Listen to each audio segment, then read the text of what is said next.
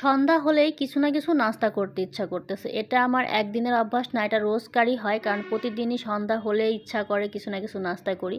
তো আজকে ভাবলাম যে একটু মোমো বানাই। তো মোমোর জন্য এখানে আমি কিছুটা গাজর কুচি, তারপর হচ্ছে এখানে সিম কুচি, তারপর কাঁচা মরিচ, এখানে পেঁয়াজ, একটা নিয়েছি বড় পেঁয়াজ, তারপর হচ্ছে ধনেপাতা আর লেবুর যে খোসাটা থাকে সেটা নিয়েছি 2 টুকরা, আর মুরগির যে বেস্ট পিস সেটা নিয়েছি 1 পিস হাড় ছাড়িয়ে।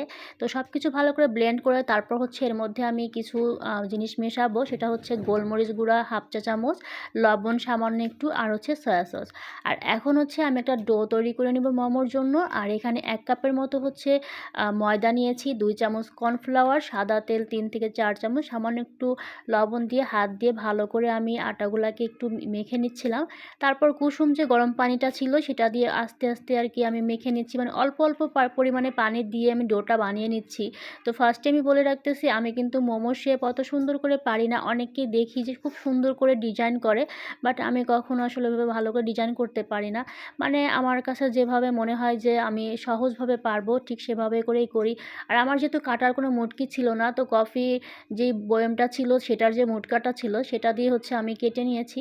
আর আগে থেকে যে আমি চিকেনের পুরটা বানিয়ে রেখেছিলাম সেটা হচ্ছে রুটির উপর দিয়ে এখন আমি আমার নিজের মতো করে শেপ করে নিচ্ছি। প্লিজ কেউ হাসবেন না, কারণ আমি যেভাবে পারি ঠিক সেভাবেই করতেছি। অনেকে হয়তো অনেক ভালো পারে, তো আমার নিজের মতো করেই করতেছি। শেপে কি যায় আসে, কারণ মেন হচ্ছে টেস্ট। টেস্ট যদি ভালো হয়, খেতে যদি ভালো লাগে, তাহলে আসলে শেপ নিয়ে কোনো কিছু যায় আসে না।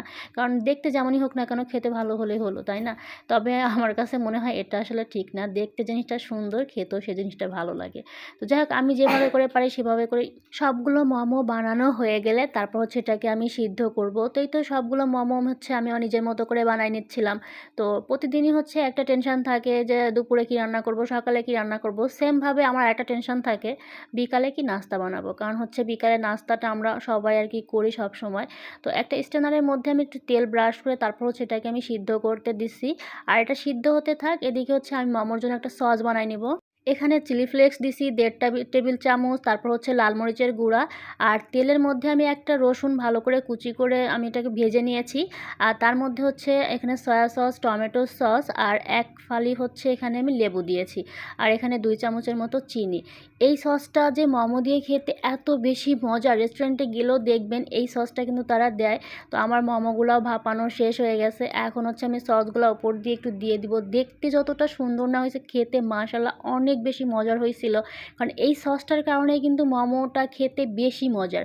সবাই একবার হলে ট্রাই করবেন, কারণ এই সসটা দিয়ে খেতে, আমরা সাধারণত বাসায় বানালে দেখা যায় টমেটো সস দিয়ে খাই।